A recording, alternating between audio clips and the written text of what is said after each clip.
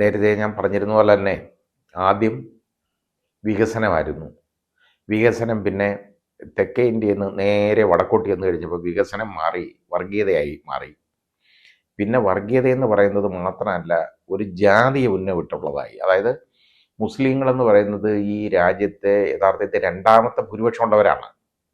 ഹിന്ദുക്കൾ കഴിഞ്ഞു കഴിഞ്ഞാൽ പിന്നെ മുസ്ലിങ്ങളാണ് ഏറ്റവും എണ്ണം കൂടുതൽ ഉള്ളത്. അപ്പോൾ ആ പ്രബലരായ ഒരു സമുദായത്തിനെ, ഒരു സമൂഹത്തിനെ ആക്ഷേപിക്കുന്ന രീതിയിലേക്ക് നമ്മുടെ ബഹുമാന്യനായ പ്രധാനമന്ത്രി അധപതിച്ചു പോയി. അതാണ് നമ്മൾ കണ്ടുകൊണ്ടിരിക്കുന്നത്. എന്തിനായിരുന്നു ചോദിച്ചു കഴിഞ്ഞാൽ വർഗീയമായിട്ടുള്ള ചേരിതിരിവ് ഉണ്ടാക്കിയിട്ട് ആ വർഗീയതയെ മുതലെടുത്ത് ഹിന്ദു വോട്ടുകൾ സമാഹരിക്കുക എന്നുള്ളതാണ് അദ്ദേഹത്തിൻ്റെ ലക്ഷ്യം. അദ്ദേഹം ഓരോ സ്ഥലത്തും കരുതിക്കൂട്ടി തന്നെ പറയുന്നതാണ് ഓരോ വിധത്തിൽ. അത് ആ ഓരോ സ്ഥലത്തും പറയുന്ന കാർഡ് ഏത് കാർഡ് ഇറക്കണം എന്ന് അദ്ദേഹത്തിന് നന്നായിട്ട് അറിയാം. നല്ല ഒരു ചതുരംഗ കളിക്കാരനെ പോലെ തന്നെ അദ്ദേഹം പെരുമാറിക്കൊണ്ടിരിക്കുകയാണ്. ഇതിൻ്റെ പ്രശ്നം എന്താണെന്ന് അദ്ദേഹം ചിന്തിക്കുന്നുണ്ടോ എന്ന് എനിക്കൊരു സംശയമുണ്ട്. കാരണം ഇവിടെ ഇന്ത്യ ഭരിച്ചേക്കുന്ന ഇപ്പോൾ പണ്ഡിറ്റ് ജവഹർലാൽ നെഹ്റു, അദ്ദേഹം ഇന്ത്യൻ പ്രധാനമന്ത്രിയായിരുന്നു. ലാൽ ബഹദൂർ ശാസ്ത്രി ഇന്ത്യൻ പ്രധാനമന്ത്രിയായിരുന്നു. അത് കഴിഞ്ഞിട്ട് അതുപോലെ തന്നെ വാജ്പേയി, ഇന്ത്യയുടെ ഒരു വളരെ മഹാനായ ഒരു രാഷ്ട്രീയക്കാരൻ, അദ്ദേഹം രാഷ്ട്രീയ നേതാവ്, അദ്ദേഹം ഇന്ത്യൻ പ്രധാനമന്ത്രിയായിരുന്നു. മൊറാർജി ദേശായി, ഇന്ദിരാഗാന്ധി ആയിരുന്നു, രാജീവ് ഗാന്ധി ആയിരുന്നു. ഇവർക്കൊക്കെ ഇവരെല്ലാം ഇടയൊക്കെ മരണശേഷവും കാലശേഷവും ഒക്കെ അവർ ഓരോ സംഭാവനകളുടെ പേരിൽ അവർ അറിയപ്പെടുന്നവരാണ്. ഏതൊക്കെ വിധത്തിലായാലും ശരി. ഇന്ദിരാഗാന്ധി യഥാർത്ഥത്തിൽ ഇവിടെ പണ്ട് അടിയന്തരാവസ്ഥ കൊണ്ടുവന്നു എന്നുള്ള ഒരു ബ്ലാക്ക് മാർക്ക് അത് ഇന്നത്തെ കാലത്തും അവർ പിന്തുടരും ഉണ്ട്. പക്ഷെ അത് കഴിഞ്ഞാലും അവർ ഒരുപാട് സംഭാവനകൾ നമ്മുടെ രാജ്യത്തിന് തന്നിട്ടുണ്ട്. അതിൻ്റെ പേരിൽ ഇവരൊക്കെ സ്മരിക്കപ്പെടുന്നവരായിട്ട് മാറും. പക്ഷെ സ്വയം അധപ്പതിക്കാൻ ഒരാൾ തുടങ്ങിയാലോ? ഒരു വ്യക്തി മോശക്കാരനായിട്ട് മാറണമെങ്കിൽ, അധപ്പതിക്കണമെങ്കിൽ അയാൾ തന്നെ വിചാരിച്ചാലേ പറ്റൂ. അല്ലാതെ വേറെ ആർക്കും അയാളെ നാശമാക്കാനോ മോശമാക്കാനോ പറ്റത്തില്ല. ചിലർ എതിരൊക്കെ പറയും, എങ്കിൽ പോലും അയാൾക്ക് അനുകൂലം പറയാൻ ഒരുപാട് ആളുകൾ കാണും. പക്ഷേ ഒരാൾ സ്വയം നശിക്കണം, അല്ലെ മോശക്കാരനാകണം, അധപ്പതിക്കണം എന്ന് അയാൾ വിചാരിച്ചാലേ നടക്കുള്ളൂ. എനിക്ക് അദ്ദേഹം ആ വാശിയിലാണോ എന്ന് എനിക്കൊരു സംശയമുണ്ട്.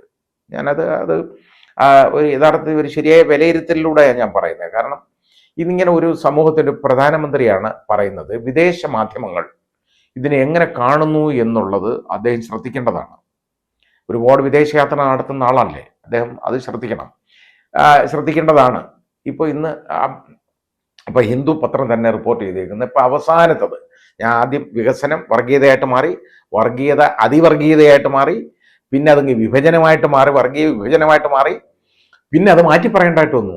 പ്രശ്നമാവുമെന്ന് കണ്ടു കഴിഞ്ഞപ്പോൾ മാറ്റി പറഞ്ഞതിൻ്റെ പിറ്റേന്നുണ്ടല്ലോ, അത് ഞാൻ അങ്ങനെ പറഞ്ഞിട്ടില്ല, അത് പറയുന്ന എൻ്റെ രാഷ്ട്രീയ ജീവിതത്തിൻ്റെ അവസാനമായിരിക്കും, അന്ത്യമായിരിക്കും. അങ്ങനെ പറഞ്ഞാൽ ഹിന്ദു മുസ്ലിം വിഭജനത്തെക്കുറിച്ച് പറഞ്ഞു കഴിഞ്ഞാൽ അതെൻ്റെ ഈ രാഷ്ട്രീയ ജീവിതത്തിൻ്റെ അവസാനമായിരിക്കും, അന്ത്യമായിരിക്കും എന്ന് പറഞ്ഞ അദ്ദേഹം അതിൻ്റെ പിറ്റേ ദിവസം മഹാരാഷ്ട്രയിൽ നടത്തിയ പ്രസംഗം നമ്മൾ കണ്ടതാണ്. പിന്നെ ഞാൻ ജീവിച്ചിരിക്കുന്നിടത്തോളം കാലം മുസ്ലിങ്ങൾക്ക് പിന്നെ ഈ റിസർവേഷൻ കൊടുക്കുകയില്ല എന്ന് അദ്ദേഹം പറഞ്ഞതാണ്. സംവരണം കൊടുക്കത്തില്ല എന്ന് പറഞ്ഞതാണ്.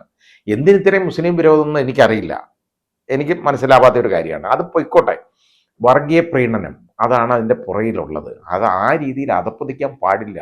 അദ്ദേഹം ഇന്ത്യയുടെ പ്രധാനമന്ത്രിയാണ്, മഹത്തായ രാജ്യത്തിൻ്റെ ഏറ്റവും മഹത്തായ ഒരു സ്ഥാനത്തിരിക്കുന്ന ആളാണ്.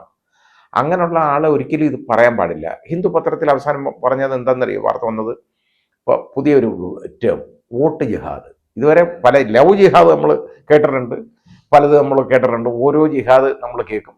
പക്ഷേ ഈ വോട്ട് ജിഹാദ് ഇപ്പോൾ അതുമായി പുതിയ ഒരെണ്ണം കൂടെ കൊണ്ടുവന്നേക്കാണ്, വോട്ട് ജിഹാദ്.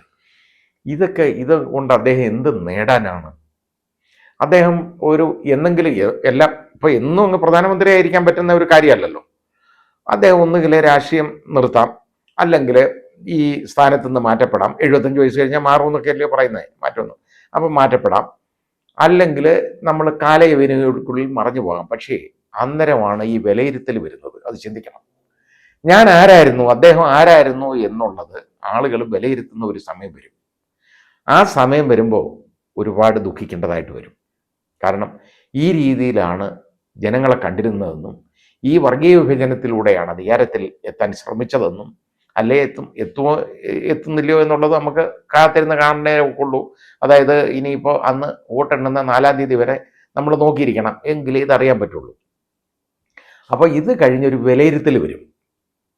ആ വിലയിരുത്തലിനകത്ത് ഒരു മനുഷ്യൻ എത്രത്തോളം പുറകിലോട്ട് പോകാമോ ആ രീതിയിലേക്ക് പോയിക്കൊണ്ടിരിക്കുന്ന ഒരു സ്ഥിതിയാണ് ഇപ്പം നമ്മൾ കാണുന്നത്. അത് പാടില്ലാത്തതായിരുന്നു.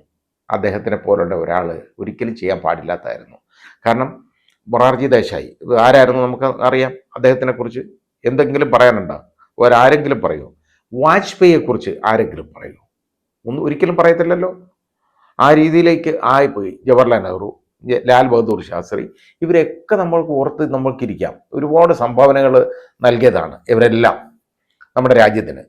ആ കൂട്ടത്തിൽ എണ്ണപ്പെട്ടു വന്നേനെ നമ്മുടെ ബഹുമാന്യനായ പ്രധാനമന്ത്രി ആ രീതിയിലുള്ള പ്രവർത്തനമായിരുന്നുവെങ്കിൽ അദ്ദേഹം എൻ്റെ അഭിപ്രായത്തിൽ ഒരു വെറും രാഷ്ട്രീയക്കാരനായിട്ട് അധപ്പതിക്കാൻ പാടില്ലാത്തതാണ്. ആ രീതിയിലേക്ക്, ആ നിലവാരത്തിലേക്ക് അദ്ദേഹം ഒരിക്കലും എത്തപ്പെടാൻ പാടില്ലാത്തതാണ്. കാരണം അദ്ദേഹം ഇന്ത്യയുടെ പ്രധാനമന്ത്രി സ്ഥാനത്തിരിക്കുകയാണ്.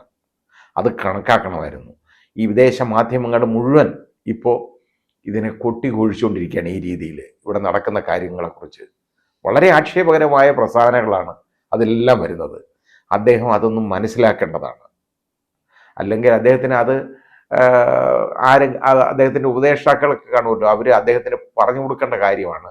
ഇതിങ്ങനെ ആയി, ഇങ്ങനെ പാടില്ലാത്ത കാര്യമാണ് എന്ന് ഉള്ള ഒരു ഉപദേശമെങ്കിലും കൊടുക്കേണ്ടതാണ്. ഇപ്പം ഞാൻ പറഞ്ഞില്ലേ, നമ്മുടെ ഈ രാഷ്ട്രീയ രംഗം ഇനി ഒരൊറ്റ സ്റ്റേജ് കൂടെ ഉള്ളൂ ഇലക്ഷന്. ആ ഒരു സ്റ്റേജ് കൂടെ അതിന് വേണ്ടിയാണ് ഇനിയിപ്പോൾ അടുത്ത ഈ പ്രഖ്യാപനങ്ങളും ഒക്കെ ഈ രീതിയിൽ പറയുന്നത്. ഈ വോട്ട് ജിഹാദും ഒക്കെ എന്തിനാണ്? ഈ രീതിയിൽ അധികാരം പിടിച്ചു പറിച്ചിട്ട് എന്ത് ചെയ്യാനാണ്? ജനങ്ങളുടെ മുമ്പിൽ അദ്ദേഹം ആരായി മാറും? ചിന്തിക്കുന്നവരുടെ മുമ്പിൽ. അതായത് ഞാൻ പറഞ്ഞില്ലേ, ഈ വിവരമില്ലാത്തവരുടെ ഭൂരിപക്ഷമല്ല ജനാധിപത്യം. അതുകൊണ്ട് ഇനിയിപ്പോൾ ഇവർക്കൊക്കെ വോട്ട് ഷെയർ എന്താണെന്ന് നമ്മൾ ആലോചിച്ച് നോക്കിക്കോളൂ. ഇപ്പം ചിലയിടത്ത് 50%, അല്ലെ അതിപ്പോൾ 60% താഴെ ഇരിക്കട്ടെ, 60% നമുക്ക് വെക്കാം മൊത്തം വോട്ട് ചെയ്യുന്നവർ. അതിൽ നിന്ന് ഒരു 40% വോട്ട് കിട്ടുന്നവർ ജയിക്കും. അപ്പോൾ എത്ര യഥാർത്ഥത്തിലുള്ള പെർസെൻറ്റേജ് എന്ന് ആലോചിക്കുള്ളൂ? 24%. അതിൽ കൂടുതൽ ഇവർക്ക് ആർക്കെങ്കിലും ഉണ്ടാവുമോ? ഇന്ത്യയുടെ അതായത് നമ്മുടെ ജനസംഖ്യയുടെ ഒരു 25% ഉള്ള മാൻഡേറ്റ് ഉള്ളവരാണ് നമ്മളെ ഭരിക്കുന്നവർ. അത് ചിന്തിക്കണം. അല്ലാതെ ഇത്രയും BJPക്ക് ഇത്രയും വോട്ട് ഷെയർ ഇത്രയും ഉണ്ട്, കോൺഗ്രസിന് ഇത്രയും വോട്ട്, എവിടെയാണ് കിട്ടുന്നത്? ഈ കിട്ടുന്ന വോട്ടെന്ന് പറയുന്നത് ആ വോട്ട് ചെയ്യുന്നവന്മാരുടെ പെർസെൻറ്റേജാണ്. ബാക്കി വോട്ട് ചെയ്യാത്ത ആളുകൾ ആ ബാക്കി ഇവിടെ മുഴുവൻ കിടക്കുന്നത്. ഇപ്പം ഈ ജനാധിപത്യ വ്യവസ്ഥയിലൊന്നും ജനങ്ങൾക്ക് ഒരുപാട് പേർക്ക് ഈ വിശ്വാസം കുറയുന്നു എന്നുള്ളതിൻ്റെ ഏറ്റവും വലിയ തെളിവാണ് ഈ വോട്ടിംഗ് പെർസെൻറ്റേജ്, ആ ശതമാനത്തിൽ ഉണ്ടാകുന്ന കുറവ്. ആ ശതമാനത്തിൽ കുറവ് വരുമ്പോൾ യഥാർത്ഥത്തിൽ അത് പ്രതിഫലിക്കുന്നത് നമ്മുടെ ജനാധിപത്യത്തിലാണ്. അത് നമ്മൾ മനസ്സിലാക്കണം. ജനാധിപത്യമില്ലായ്മയാണ് അതിലേക്ക് വിരൽ ചൂണ്ടുന്നത്. അപ്പോൾ ജനങ്ങൾക്ക് മടുത്തു തുടങ്ങി. ഇത് മടുത്തു ജനങ്ങൾ, കുറ്റമല്ല. ഇതല്ലേ കാണുന്നത്. അദ്ദേഹം ഇനിയെങ്കിലും എൻ്റെ അഭിപ്രായത്തിൽ അദ്ദേഹം പ്രധാനമന്ത്രി സ്ഥാനത്തിരിക്കാൻ യോഗ്യനായിരുന്നു, എന്തുകൊണ്ടും എൻ്റെ അഭിപ്രായത്തിൽ. കാരണം അത്രയും മാൻഡേറ്റ് ഉള്ള ഒരാളാണ്. പക്ഷേ അദ്ദേഹത്തിൻ്റെ വാക്കുകളുണ്ടല്ലോ, ആ വാക്കുകൾ അദ്ദേഹത്തിനെ ഒരു പ്രധാനമന്ത്രിയാക്കി ഇരുത്താൻ പര്യാപ്തമായിട്ടുള്ള വാക്കുകളല്ല ഉപയോഗിക്കുന്നത്. അങ്ങനെയെങ്കിലും ഇനിയെങ്കിലും അതൊന്നും മാറട്ടെ.